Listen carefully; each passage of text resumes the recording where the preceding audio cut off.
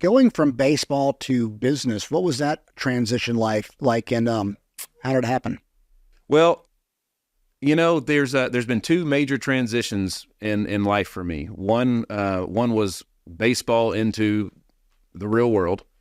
All right, and then the other one was really three, because we were in the nightclub industry for a long time, the hospitality industry, where we had a great little run.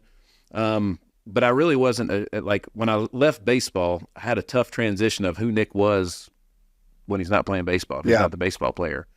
The story I tell all the time is that, like, as an athlete, you dressed a certain way, because I was usually going to a gym or going somewhere to train, so wore a lot of sweatpants, wore a lot of ball caps and things like that. I think 6 months after I was done playing ball, one day I just realized I'm dressing the exact same, but I'm not going to do those things. You know? So people still looked at me as a baseball player, yet I wasn't a baseball player anymore.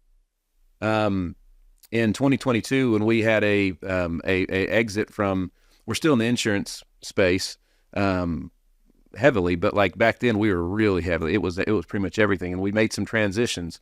And when we were changing the model in which we were doing things for about a year or two, really until just about right now, I really never talked about it. Didn't talk about the success that we had in it.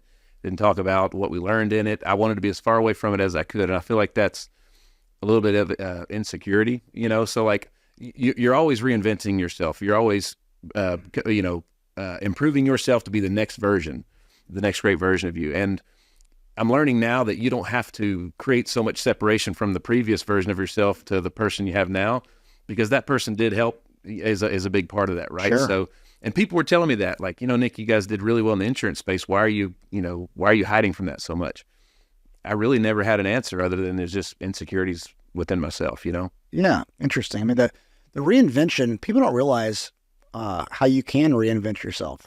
I mean, it's one of the things. I mean, for me, I shared something similar coming out of fighting. I was 30 years old and had pretty much done everything that I wanted to do in the sport except train a UFC champion. And it was a major identity thing for me. Yeah. And, going from that to, healthcare, which it was a wild transition. It took me about a year. I moved to Costa Rica for about 6 months. And then Lee Bryce hit me up. He's like, dude, what are you doing? I'm like, I don't know. I'm just trying to figure out what I want to do with my life. He's like, come on the road with me. So I spent 6 months on the road with him doing his diet and workouts. And that was one of the, that was a big deal for me, because it let me just focus on one person instead of running a company. Mm-hmm. It was the easiest job that I ever did, but it was probably one of the most fulfilling 6 months of my life, and kind of got me focused on what I wanted to do for my future. But that reinvention, man, I think society needs to give people grace to do that more without judgment of their past. What do you think? No doubt. As a matter of fact, like, everybody's got skeletons in the closet, you know what I mean? And I'm not perfect and never claimed to be. So if that's the case, then every time that, I did something dumb or failed in any way, I learned, and that's who I am today, is because of that, as a direct reflection of that, right? So, again, it's all about confidence and securities within yourself. So, gosh, I probably failed something this morning, at least once. So those are the things that you want. And when you train to fail, right? You're literally doing that set until failure. So just applying those same metrics, those same, that same framework to all aspects of life. Yeah, I mean, the path to success, people think it's like a straight line. It's a lot of zigs and zags and a lot of, short-term failures. But what is the quote? I think we talked about it on your podcast. Success is going from failure to failure without loss of enthusiasm. That's right. That's exactly right. I mean, shoot, man, there's success is knowing what to do, but it's also knowing what not to do, right? And that's how you find it. You don't really learn a lot by winning. You learn a lot by those losses. Oh, absolutely. What's it like managing, you went from an insurance company. Let's actually go into that. Yeah. When did you start your insurance company? 2013. Okay. Technically, I believe it was October, because when you sell your first policy, it's a big deal. All right. Ironically, I interviewed for the company, I think in March or April. But like the way that I learn did not correlate with the licensing information, the licensing course that you had to take the state exams to be able to do that. Right. So the running joke is that like the old lady that checked me in at the testing center all those times from where I failed, I had to keep going back and going back and going back, is that she sends me a Christmas card to this day because I got to know her so well, you know. So I think I failed it 3 times before I finally passed. And that was difficult too, because back then you had to wait 30 days before you could retake it. Yeah. So that means it was 4 months from the time that I accepted the agency position until I could actually make money doing it. Oh man. And I had no money when I started in the first place. So that was a really tough and dark time. And that was the time, if the girl who wasn't my wife yet was going to leave, that was her shot.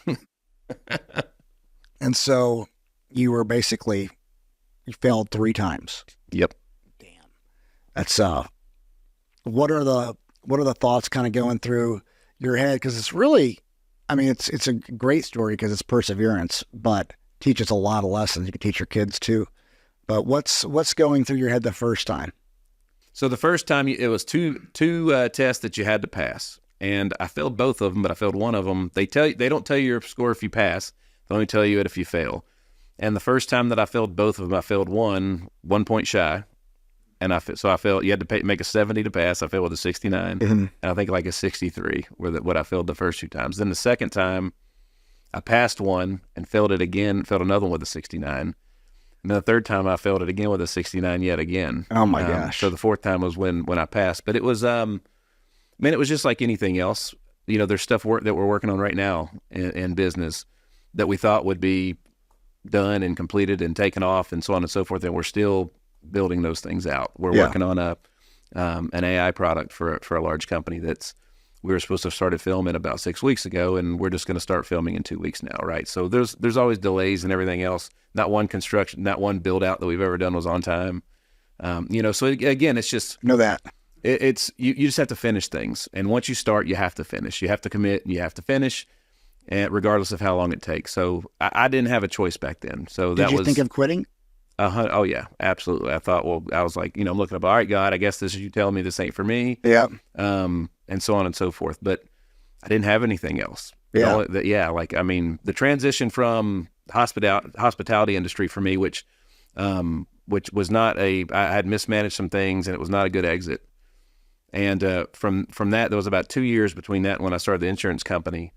And I was literally so bad off that I went back and started helping Dad at the ballpark, literally like taking out trash and keeping a scoreboard and stuff. I had nothing. I had no money. Like, we had 1 car, half of the sides of it were missing. It was pitiful. We rented our house. Like, I owned nothing, had nothing. Owed everybody money. So you got your license though. Yep. And then what happened? I got my license, and then immediately, just because it took so long, I'm in trainings, I'm learning all this stuff. I was building up a pipeline. Yeah. You know, so as soon as I was licensed, I hit the ground running, and sold like the first $65,000 in like 10 days, and got paid the first couple times, and I was like, all right, we can do this. And that was a very short-lived win cycle, because then all the things that I didn't know started to happen at the end. It's more than just closing a deal. You got to serve those people, right? You got to help them manage claims. And once my pipeline that had built up, it's kind of like Dad used to talk about it in the music business all the time. And I always remember Hootie and the Blowfish. That first album was so massive, and then I never had that after that. And Dad was like, that happens a lot of times. Their whole life was spent writing that album, and then it happened, and then they're expected to write the next one in a year when the first one took 10 years, you know? Right. So I had 4 months minimum to build up that pipeline, and I flew through it like nothing. And then it was like, now what? And I had to build another one. And I didn't actually know how to do that. So realized I had a lot of marketing and advertising problems, and so on and so forth. And so how did you overcome, those issues? Not very well. I started to do what a lot of other folks do when things get hard. I thought there might be some other low-hanging fruit elsewhere, which was great, because we did some great stuff with in the world of AV with Doug Green and those guys, which is fantastic, and I still learned a lot. But again, I had one thing that wasn't doing very well and I had another thing that wasn't doing very well. When you put them together, it was just a whole bunch of average. Yep. So I needed to focus on one thing and get really good at it. And a friend of mine, Pastor Roger Patton, told me that. We had actually were going to pre-marriage counseling so I could finally marry my girl. And he looked at me dead in the face. He was like, have you ever thought about just doing one thing and just getting really good at it? And I was like, no. And he was like, well, this ain't working too good. Why don't you try that? And I was like, well, which one should I do? He's like, dude, that's your choice. He was like, where's the most upside and potential? I was like, in the insurance thing. And he was like, I think you know your answer. So that's what we did. And the rest is kind of history. Like everything that we have today stems from that one conversation. That's awesome.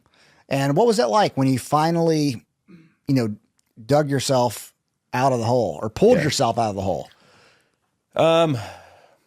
Well, first of all, it was life-changing. Like, we went from every time we'd go out to eat, we had to check the bank account before we gave the waiter the card, to all of a sudden we could just live and start building things versus always feeling like everything's under repair, So it was life-changing. However, the key to everything that we're doing today is I can't forget what that felt like while I was going through it. And I have to, the key for me is every day when we get up, I got to go back in time and remember what that felt like and make sure that we have that drive to keep pushing forward. Yeah.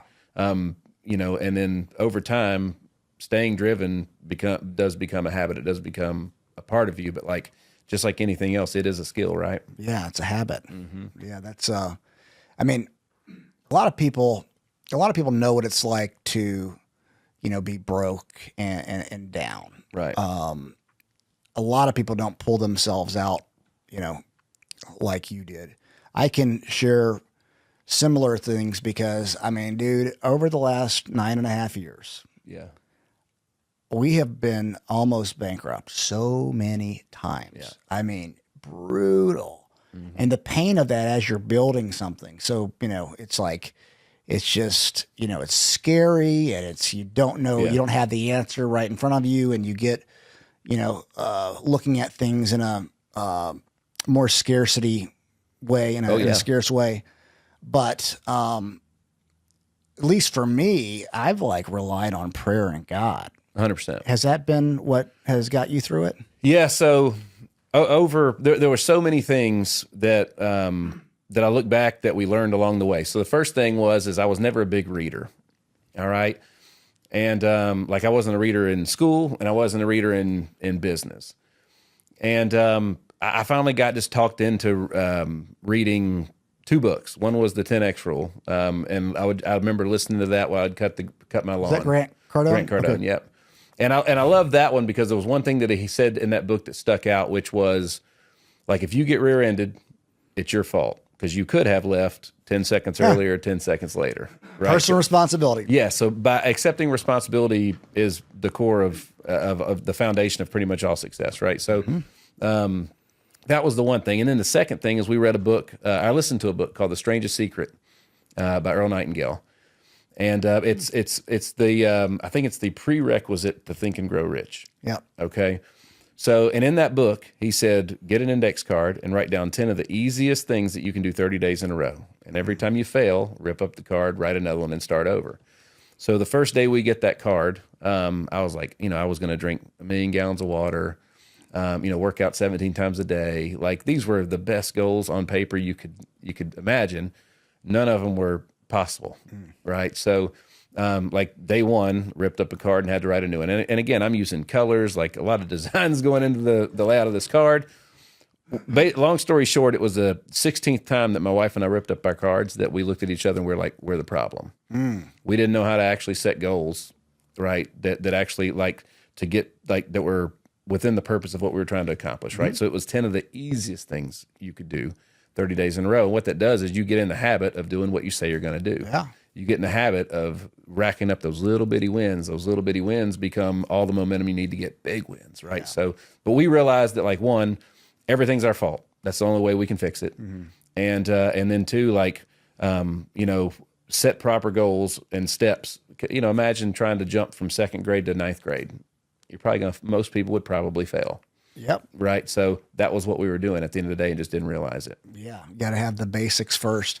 Yeah. Same thing in fighting. I get a lot of people go in and train. They're wanting to learn these fancy moves. Yeah. And Oh, I'm yeah. like, jab.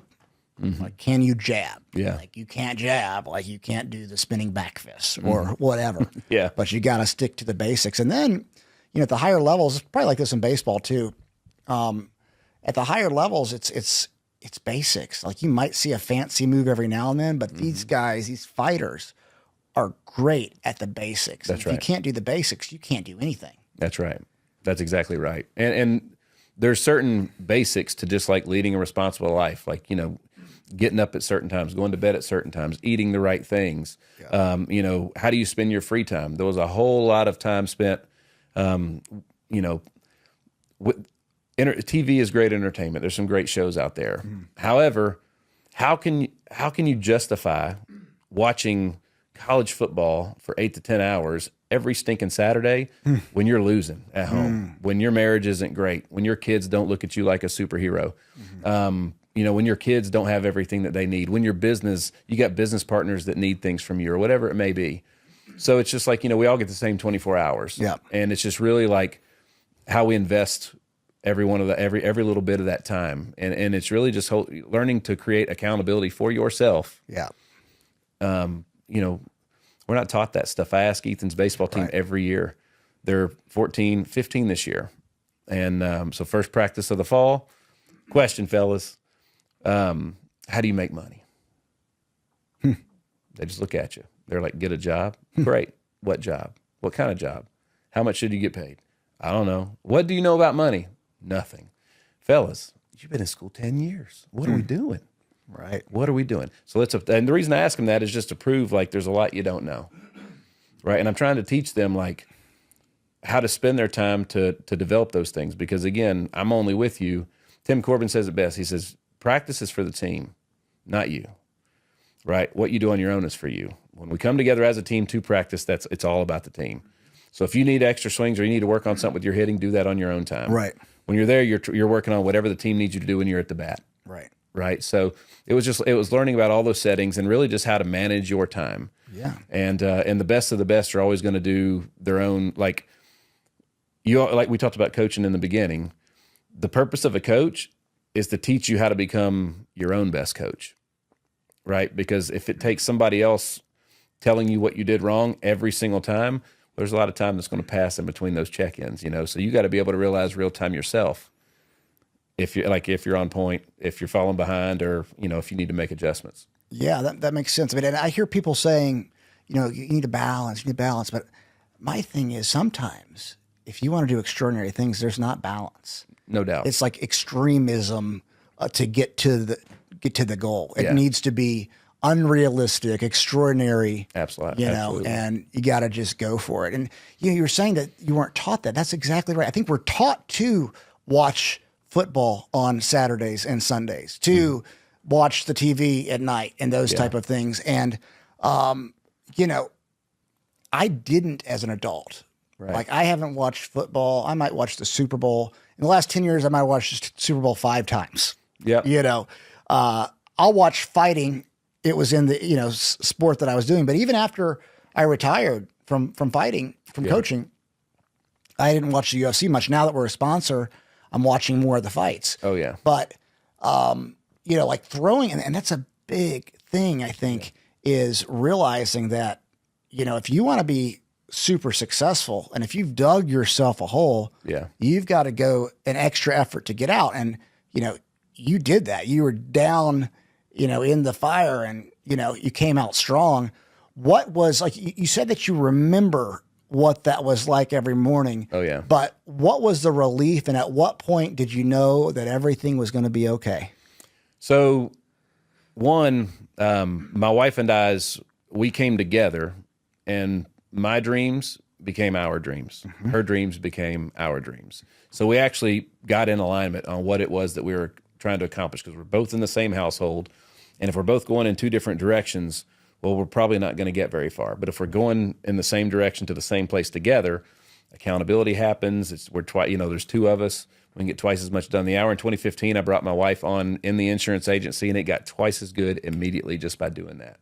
You know what I mean? So we had scaled to a certain degree. Yeah. So, man, at the end of the day, I want to make sure I get this question right. So it was 2015, but we started setting small goals. And I remember, like, you know, we were just looking at this one bank account that all the deposits from the insurance policies went into, and it was like, how quickly can we get that account to 30,000? Right. So we gave ourselves a go of, I think, of like 4 or 5 months to do that. We hit that, and it was like, all right. So then it turned into, we're 35, 36 at this time. By our 40th birthday, we want to buy the house that we're renting, and we want to have $100,000 in that bank account so we can look to see what's next. That was like our thing. So at 38, we bought the home. Right at 38, we had the $100,000 in that bank account, and by 40, we were having our second child and moving into the house that we live in today, and moving my mom into the house that we had originally bought. That we had, first of all, we renovated it, made it practically brand new, and then we're able to put her in it, which helps her out big time, being a single lady in her 70s. You know, there's only so much income to go around. So in this town, it ain't enough. Yeah, that's right. It's tough right now in Nashville, the expenses. But so 2015, you set the goals and you reached them before. Yeah. You know, you were further than when you originally projected. Yep. So we learned a lot through that. We learned that, like, hey man, we gave ourselves too much time on that goal. Again, learning to set targets is everything, right? Yeah. The best snipers in the world are the best at hitting the smallest moving targets from the farthest away, right? But they have to be able to see those things. Right. So learning to set targets, dude, is like, that is a skill that once you can do that, then you have a lot of choices that you can make to either hit those targets or not. But no matter what, once you've set that target, everything can come back to you. You can trace all the responsibility can come back to you, which gives you control. That is freedom at the end of the day, you know, if you think about it.